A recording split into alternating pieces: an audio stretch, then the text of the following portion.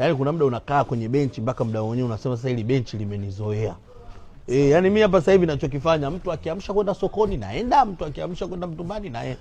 Vipi jamani, kwema? Kama kawa anko. Kama kawa. Wapi tena hiyo? Naingia hivi wakati, sio? Wakati wongo. Sasa wanangu. Mtembea bure sisi wanamkaa bure. Niko na anko hapo. Vipi ndugu yangu? Kama kawa. Maka unaweza kujikuta unakaa pale hamna chochote unachokiigiza zaidi ya uongo.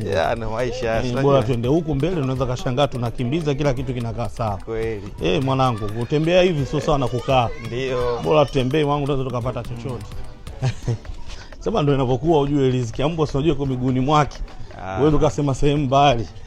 Sababu kama mwendo huu 2000 kwenye bodaboda. Ndio inapokuwa hivyo. Sema unyama sana mwana. Hapa sasa hivi mambo kilichotokea. Hapa sasa hivi kilichotokea ni mapambano tu kwa sababu sasa hivi siwezi kuacha chochote.